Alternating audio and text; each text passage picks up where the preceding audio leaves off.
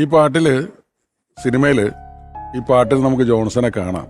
അയ്യോ, അത് വളരെ കുറച്ച് ആൾക്കാർക്കേ മനസ്സിലാവുള്ളൂ.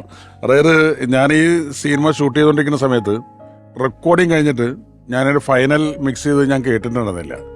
ജോൺസൺ അതും കൊണ്ട് ലൊക്കേഷനിൽ വന്നു, പാലക്കാട് വന്നു. അപ്പോൾ ഞാൻ ഷൂട്ട് ചെയ്തുകൊണ്ടിരിക്കുകയാണ്. ഫൈനൽ മിക്സ് എനിക്ക് പിന്നീട് കേട്ടാലും മതി. അപ്പോൾ ജോൺസൺ എന്തോ ഒരു ഒഴിവ് ദിവസം പോലെ അങ്ങനെ വന്നതാണ്. അപ്പോൾ നമ്മൾ അന്നത്തെ ഒരു പരിപാടി എന്ന് വെച്ചാൽ അന്ന് ഈ കാരവനൊന്നും ഇല്ലല്ലോ. അന്ന് നമുക്ക് ഷൂട്ടിങ്ങിന് ഞങ്ങളൊരു ബസ് വാങ്ങി സ്വന്തമായിട്ട്. ഈ അതിലെ ഗൾഫ് മോട്ടോഴ്സ് ഒരു ഡ്രൈവിംഗ് സ്കൂളിന്റെ വണ്ടി വാങ്ങിയതാണ്. വാടക കൊടുത്താൽ മുതലാവില്ല.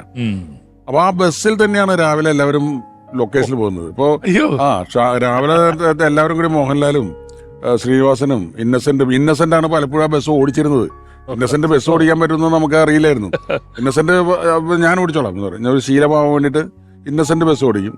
അപ്പോൾ ഞങ്ങളെല്ലാവരും കൂടി ആ വണ്ടിയിൽ കയറി നമുക്ക് അത് കറക്റ്റ് ലൊക്കേഷൻ തരുമ്പോൾ ഒരു ആലിന്റെ ചവിട്ട് വരുമ്പോൾ ഈ സീൻ നമുക്ക് ഇവിടെ എടുത്താലോ വെച്ചാൽ അവിടെ വെച്ച് സീൻ എടുക്കും. അപ്പൊ ആർട്ടിസ്റ്റിനെ റൂമിൽ നിന്ന് കൊണ്ടുവരേണ്ട ആവശ്യമില്ല. ഒരു ബസ് നിറച്ച ആർട്ടിസ്റ്റ്.